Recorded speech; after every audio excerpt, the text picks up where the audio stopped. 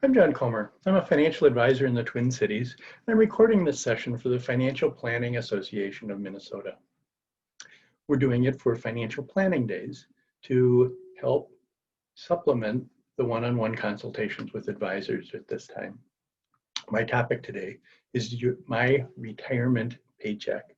So what we're going to do is figure out a way to make it look in retirement like it does when you're working, in terms of the secure, consistent income coming into your checking account so you can pay your bills.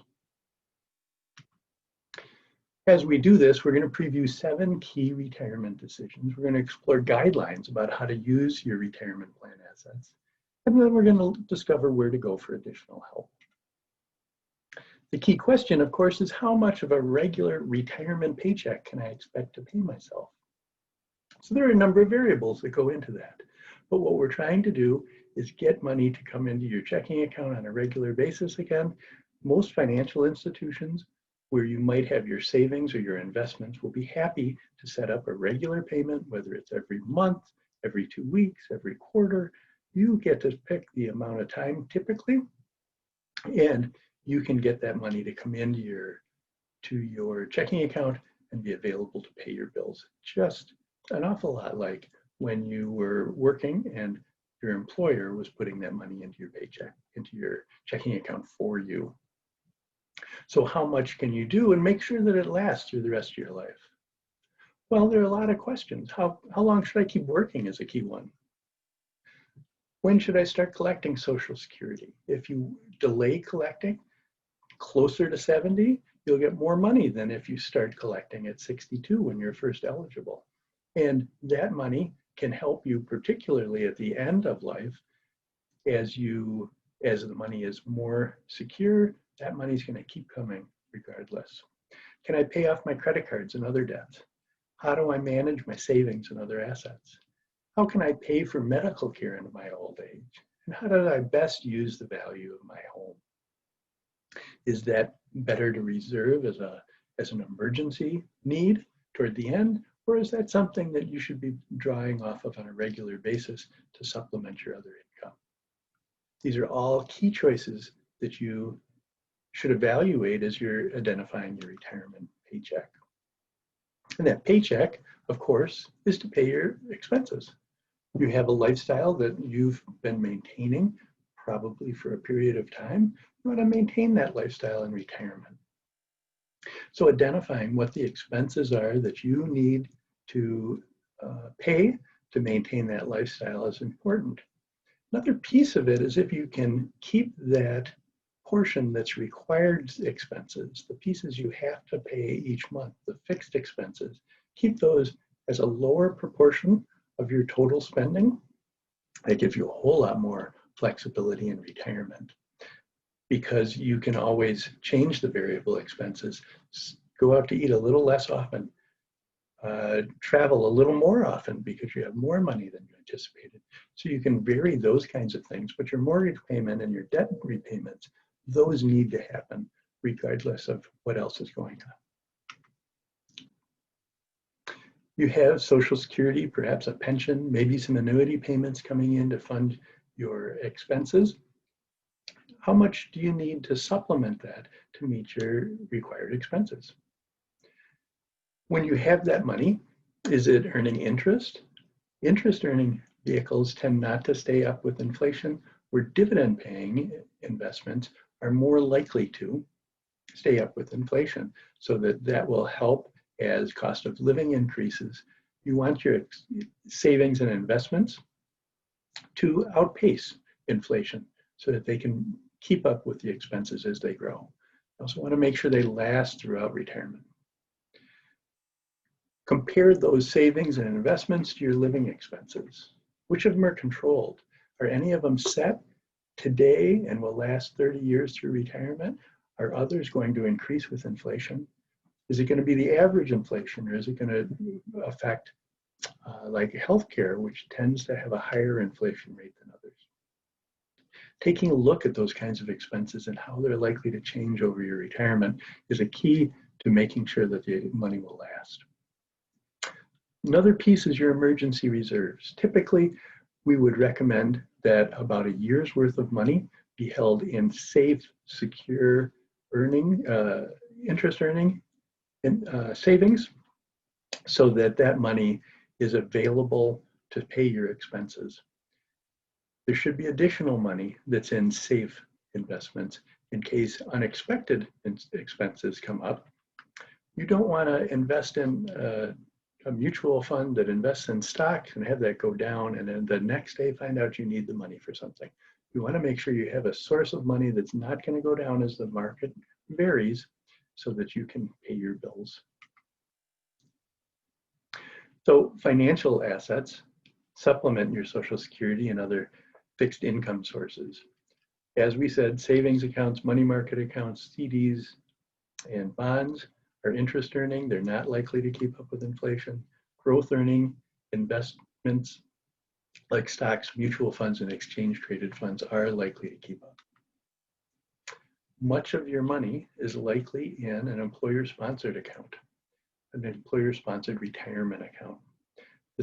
These kinds of accounts have some money that's been put in by the employer, some that's been put in by the employee, by you. Typically, that money is put in before it gets taxed on the income tax system. And so when the money comes out, it is taxes owed on that. There are opportunities to pay the tax before it goes in through Roth investments, and those would come out tax-free. It's helpful to have some Roth investments. So if you have a larger expense like a new car 10 years into retirement, you can look and see where the best place is to get the money for that new car. These kinds of investments, employer-sponsored retirement accounts, as you're considering them for your retirement paycheck, they have rules about when you can take the money out. Typically, you shouldn't be planning to take it out before 59 and a half. And typically, you must take it out at age 72. Some portion of it needs to come out a required minimum distribution. That required minimum distribution is not required to be spent. It can be saved, but it has to come out of these retirement accounts so that you have to pay taxes on it before you reinvest it. And you're allowed to spend it if the need is there. One way to structure things is to match your regular income sources with your expenses that are recurring and regular and fixed. So regular revenue sources include Social Security, annuity payouts, pensions, rental income. Those kinds of things are going to come in on a regular basis. So what are the expenses that you can match to those? Rent or mortgage, utilities, auto loan payments, taxes, insurance premiums. Those kinds of things are pretty regular. You know what those are going to be. So you can match those income sources with expenses and ideally even have a little bit more regular income than those expenses. Then you can take variable income sources like the money coming out of your 401k, your IRAs, and use that to pay for things that you can change easily. Travel. You want to do travel likely in retirement. But what you can do is you can change it from a very expensive trip to a less expensive trip. You can change it from 1 trip a year to 4 trips a year, depending on your financial circumstances. Dining out. You can go out to eat once a week. You can go out to eat once a month. You can change those things easily in retirement. It's a lot harder to change your mortgage payment. It's a lot harder to get your debt payment to be changed. So the kinds of things you can change readily are the things you want to match to the variable income sources. So if those income sources go down, you can reduce your expenses. If they go up, you can increase the expenses. The amount of money, kind of an upper limit of how much money you should be taking out of your retirement assets, is set. There's a rule of thumb called the 4% rule that allows your money to last 25 to 30 years. If you don't take out more than 4% in the first year, so here we've got an example of if you have $100,000 in your retirement accounts, take out 4%, that would give you $4,000 per year that you could spend out of this particular income source to supplement your pension and Social Security income. Then the second year, you would increase that by the rate of inflation. So it would go up to 4,120. The year after that, you'd increase it by inflation again. So the first year, you're concerned about how much the total value of the assets are, and you want to restrict yourself to 4%. After that, you don't care so much what the ratio is between the amount of money you're taking out and the value of the investments, but you want to keep up with inflation. This has been shown to allow the money in the investment to last the 30 years of a typical retirement plan. Once you've identified some of these variables, you may want to talk to some folks, get some advice, and ask some questions, do your own research, check credentials of people you're talking to, and be wary of people who come to you offering to help. Be also somewhat wary of people who you're soliciting. Check their credentials, make sure that they are reputable, and then protect yourself online. The Minnesota Department of Commerce has some guidelines for protecting yourself online. AARP has additional guidelines that can help you to make sure your personal identifying information is not taken and your funds are secure. There are organizations that are helping to keep you safe and to keep bad guys from trying to take your money. Financial Industry Regulatory Authority, also known as FINRA, helps to watch over financial advisors and registered representatives. Securities and Exchange Commission, SEC, also looks over investment advisors. State security regulators. Those three organizations look at investment advisors and registered representatives and regulate them, create rules for them, and create lists of people who have been caught doing bad things. State insurance commissioners watch over insurance companies to make sure the products are good, and also look at sales agents to make sure that they are doing the kinds of things that they're supposed to be doing. So making your money last through retirement. Plan for enough money to last 3 decades by using, for instance, the 4% rule. Aim to beat inflation and endure market fluctuations. If you can beat inflation, keep your investments above inflation, that will do wonders for making your money last throughout retirement. Match your regular income sources with essential living expenses and your variable income sources to the non-essential expenditures. And cautiously vet products and service providers for credibility. Each of these elements can help you to create a retirement paycheck that'll help you to be secure in your retirement, help to make sure that your money lasts your entire retirement, and helps to maintain your lifestyle as you go through your retirement years.